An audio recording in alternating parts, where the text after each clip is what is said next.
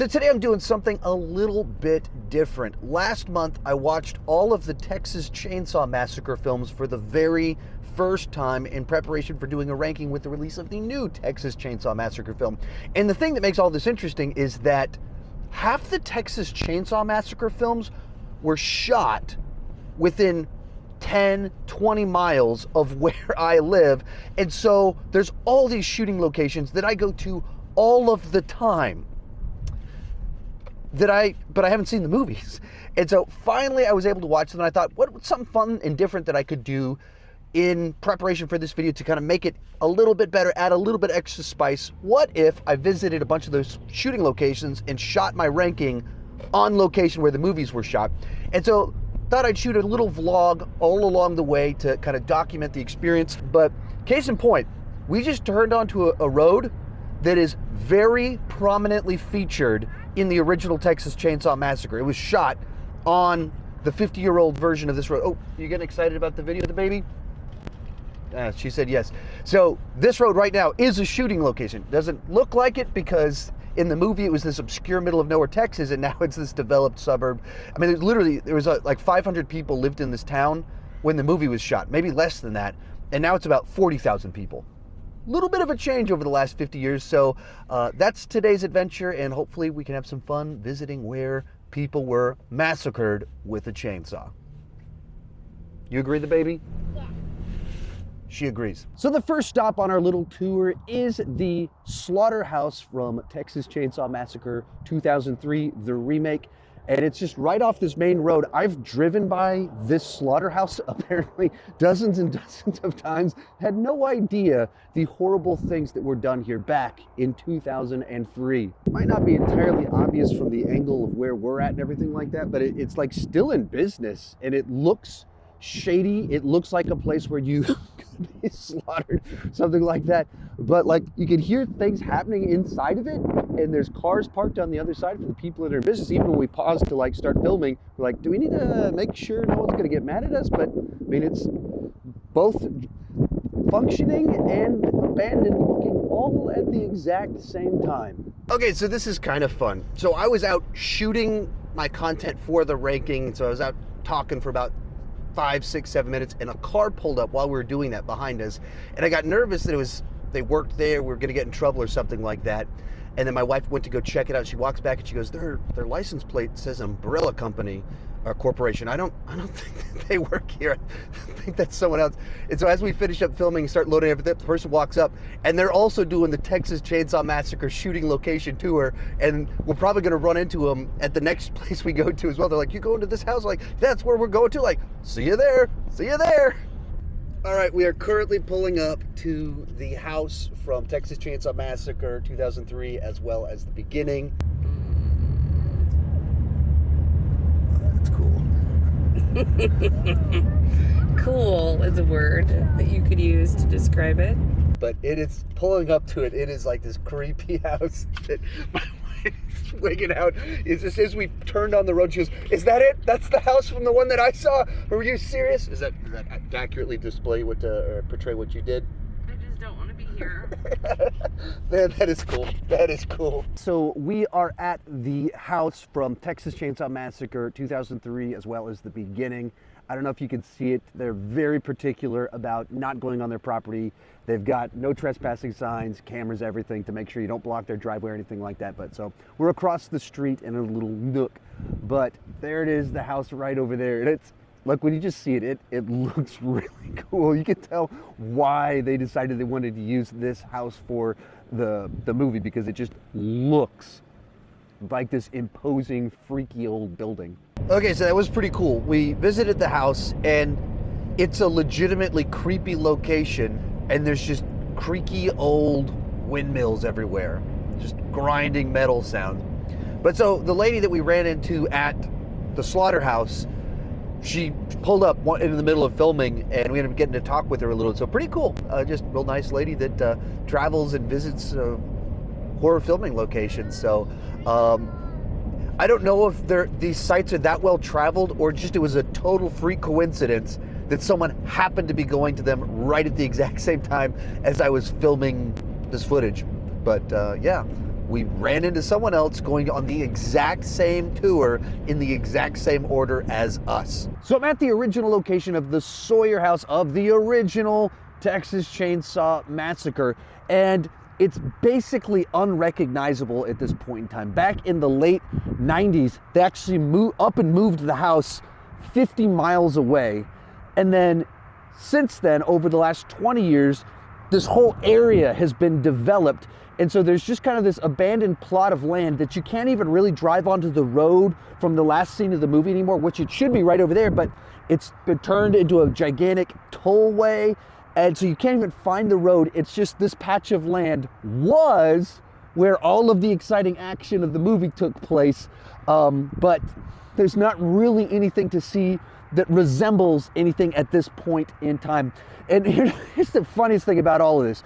So they picked this location for the movie because at the time it represented this place that looked so dangerous, so isolated, where if you were harmed, there was absolutely nowhere to go because you're in the middle of nowhere and there's just crazy dangerous Texans. Well, what's happened in the last 50 years since the movie was shot? Well, basically, Round Rock, this city, has turned into the safest suburb in all of Texas. It's very frequently celebrated as an incredibly safe place to raise a family. And then across the street from where this house was at is a bunch of hospitals. So it's not isolated. It's one of the safest areas in the whole state. And legitimately, there's hospitals everywhere. So a couple other fun things specifically about it. Back when I delivered paint to the apartment complexes that were built on the land where the movie was shot. And right now, as I'm standing on the land, I'm looking at a hotel where I officiated the first wedding I ever officiated. So a couple fun stories about the location, but as for the actual imagery itself, it's not very interesting because there's so much development that what they shot 50 years ago is gone. To the best of my ability, I'm at the shooting location of the pizza place in Texas Chainsaw Massacre, The Next Generation. It's also rush hour right now and they've changed some locations, so it's a little bit tricky, but you can see the HEB in the background. So this is an interesting movie because it's just so bonkers. There's a lot of things about it that are wildly incompetent with the way that it was shot, the way that it was written, the amount of budget that they had, but it just leans so hard into the insanity that it's tough not to have a lot of fun with it. And you have a very young Matthew McConaughey giving it his all and giving a full-blown Nicolas Cage performance in this movie. And there's something very entertaining about watching that take place. All right, it's the next day. I'm heading to one more shooting location, and this is actually kind of a fun one because it's one of the two main roads in the city that I live in. And the last little bit of research that I did into the shooting locations came up with the location where they picked up the Hitchhiker at the beginning of the film. And the shot in the movie is a little bit ambiguous as to where they're at. It could be one of 10,000 spots in Texas because it's just like this wide shot of an open grassy field. And then using the deleted shots and behind the scenes stuff, people were able to locate the location of where it took place because of the other things in the background.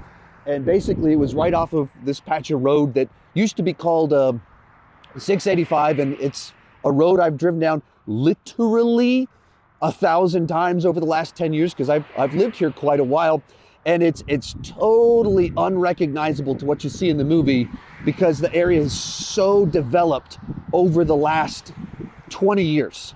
Obviously the movie came out 50 years ago, but 20 years ago the city was only like 1,000 people, and then they built a toll road right over there. This is actually a recurring theme in kind of the development of this area. They built two toll roads, and they're not the same roads, but they intersect with each other. It was all part of the same development of the Austin area, and one of them is right next to the location of where the original house was at, and one of them is right next to the city. And whenever they did that, this became this gigantic suburb where it went from 1,000 people to like 40,000 people now. In which case, in the movie, this was a big empty field with nothing there. And now that's the high school behind me where it's shot. And other fun thing about this specific location And even the angle of the shot that they used in the movie is that obviously you can see the high school behind me. In the opening credits of the TV show Friday Night Lights, they show a stadium as HH on it, and it's actually the stadium right behind me over here. It's shot in the same direction, camera in the same basic area. Just you can see the stadium, and even if you look at the versus what you see in Friday Night Lights, the stadium is different now. They rebuilt it just this last year, and so even it looks different from what you see at the beginning of Friday Night Lights. But just like a fun little fact of this specific spot right here in the middle of this town has been used many, many times before to shoot many TV shows and movies, even though it's just random little spot in the town that I live in, not like literally less than a mile away from my house. I believe this is the final stop on my Texas Chainsaw Massacre shooting location tour. I'm actually only 1 block away from where I was just at, talking about where they picked up the Hitchhiker. But watching through the original film for the first time, the thing that stuck out to me is as they're driving around middle of nowhere, Texas, they keep driving by signs for 685, which is a road that we were just on before that's all around in this area. And immediately felt like, oh, these really are right where I live. This is the road that is the through line to get me wherever I need to go.